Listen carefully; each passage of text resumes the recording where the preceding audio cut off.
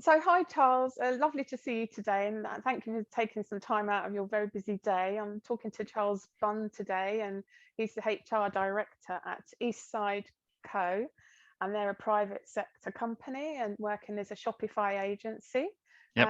and which sounds very interesting. I should probably learn a bit more about that from you at some point, but I wanted to catch up with you today, really, just to see how you're getting on with the program generally. But initially, I'm wondering, how did you feel? What did you think before you first started the program when you were just sort of enrolling and that stage?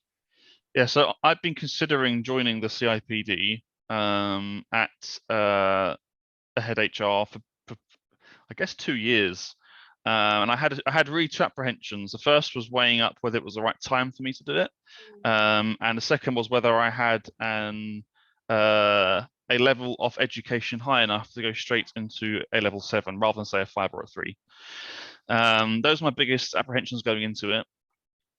During the, I want to say second, it could have been the third lockdown. I can't recall. It got a bit messy. But during one of the lockdowns, I decided that this is the right time to do it. I was working in a retail company at the time, and I Mhm, wanted to go into a more secure working pattern. mhm, So I had an informal consultation. I think that's what I call it, with one of the people working at Ahead HR, and we really discussed for about 20 minutes whether my experience would warrant, for example, skipping a level 3 and a level 5. And indeed, it was, it was apt enough to do that, and I'm glad I did. It's been almost 2 years now, I think. And it's been great. So I'm glad that I had that first conversation to overcome my concerns. mhm. I think if I hadn't have done that, I would have been a bit concerned about it. But I started with a really clear head, and I felt really good about it, and I still do. Mhm. So yeah. That's really great to hear. Was it a little bit daunting as you started the program? Was there quite a lot to learn right at the beginning? The most daunting bit was getting back into a world of academic study. Yeah. Right, that was the most daunting bit. But um, the tutors that I've had 3 now. 3 separate tutors. They were super helpful in sort of covering any concerns I had. And once you start doing it 1, 2, or 3 times, it just kind of flows together quite easily. Good. Yeah, yeah. Excellent. That's really, really good. So I wanted to ask a little bit more detail about the topics on the program. Do you think they're useful? Do you think they fit and support you with your work life? And is there anything that perhaps you've been able to apply back in your work life? Yeah, so obviously there are several core topics, and then there are some topics which you get to choose from, which I think is Mm, really important. But the core topics I found very beneficial. There are some topics where I'm more naturally apt than others. mhm, So, for example, the unit that we most recently completed on business research, that mm, is one of the areas which I don't have much experience in. right. Certainly, writing research journals, for example, is not something I have huge experience in. So that was a huge learning for me. Now we're going through employment law or employment relations. I have more experience in that, so I'm having a bit of an easier time during that unit. And I think most people would have something similar. They're going to have units where they just happen to have more sort of life experience in it, and some which they could be completely new to. Um, but that's the real benefit of having a very comprehensive array of units rather than just Mm, honing on a one thing. mm, And I think that's also indicative of aligning with the CIPD's profession map. yeah. They have a really big branch of different things. When you work in the people profession, it's difficult to be very narrow, right? Perhaps if you're in a very, very large company, you might be able to really specialize in something. But generally speaking, to set yourself up for the most success, you will need, it's important to have a good foundation in all areas. Mm, And that's what you get right. from doing, this sort of qualification. Yeah, there's quite a lot involved in the topics for sure. Yeah. You seem to enjoy the unit on self-development skills and sort of progressing yourself, 7PEA, I think we call it. First one I did, that was, yeah. Yeah. Did you find that useful in terms of applying things back at work or Yeah, anything like that? I was pretty addicted. If this video gets shared on my LinkedIn, there'll be people who used to work with me. I used to work in London, and Yeah. when I started doing this, and when I was studying 7PA, what I would do is I would spend my lunch basically. I had like a milkshake sort of lunch shake thing, and I would just have that and study for an hour for lunch every single day. I get in a good 5 hours a week at work. And I found the notion of developing myself and actually also articulating it on paper, and when you can visually see yourself getting better at something, it is quite addictive. I started to feel really good about myself. I got a lot of confidence. It's quite a humbling experience. That's something else, again, which you get here, especially when you network with the peers that you meet on this sort of course.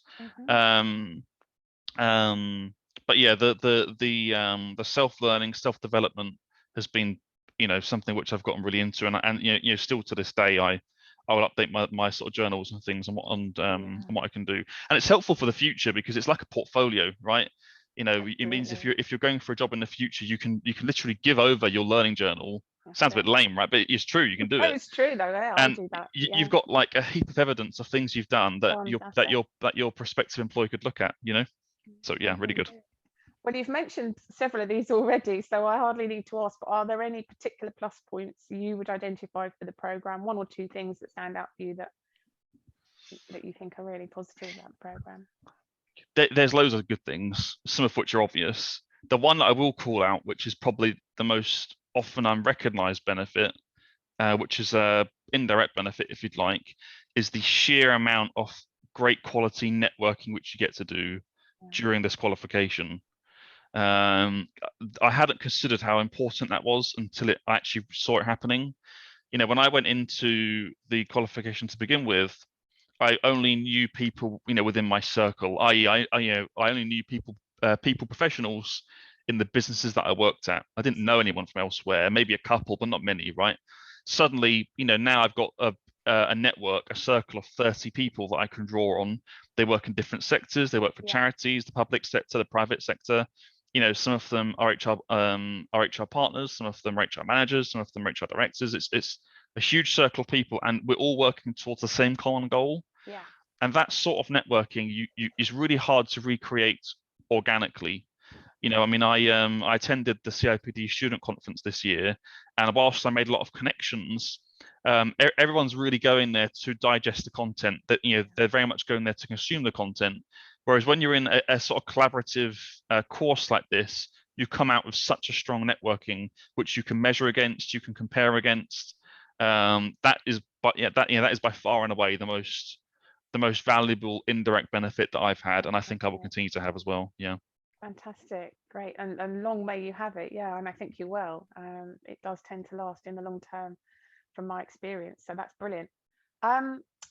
How have you been getting on in your wider world of work then? Has there been any positive outcomes from the learning program in your career and your development there? Yeah, it's been pretty good. You could, I'd say I'm a bit of a model student for this. So pleased to say that obviously when I started my qualification, I wasn't an HR director. That is a role which I have stepped into since studying with my level 7. And I think a lot of my success in getting that role and being successful in that role as well is due to that qualification and the things I've been studying. And there are lots of things where when I first started them, I almost brushed them off, especially business research. I was very much oh God, I'm not keen on this. But then you realize how important that is when you're operating at a senior level. Yes. On behalf of the whole business, right? Yeah. It is important. For anyone. Sorry. Go on.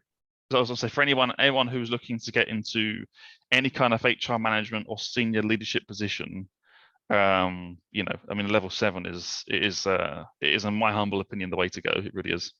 What was your role when you started? Just to be. I started this year. Well, when I started my qualification, I was working for a retail company. I was still working, with people, but I wasn't in a dedicated HR position. That's something which I started in the beginning of 2022, when I was in my second unit of my level 7, and then as of August 2022, I stepped into the role of HR director. And what's really interesting is lots of the things that I've rolled out at ePsycho is the stuff that I had in my business research project. Yeah. Right. Excellent. So we had a goal. So my business research goal, right, the purpose of the proposal Yeah. was to reduce our attrition rate by 50% Wow. on a rolling 12-month average by 2023, and we had done that in 4 months. Wow. I'm not saying that's only because of the project. There are lots of things that feed into that, but it's certainly a A huge big step. contributor. Yeah, Fantastic. you know, and yeah, it's just it's good stuff. Yeah. So short version is yes, my career has been fantastic. It really has. Yeah, touch wood, Fantastic. right? So to summarize, you've gone from Yeah. operation work to HR manager work and now HR director in quite a short space of time, actually. Yep. Very, very good. Well done. Very good. Okay, final question. How do you believe that other potential managers and leaders, particularly in people management as a specialism, should view this qualification if they were thinking of taking it on? What would you say to them? I'm going to give a bit of a controversial opinion here, Fiona.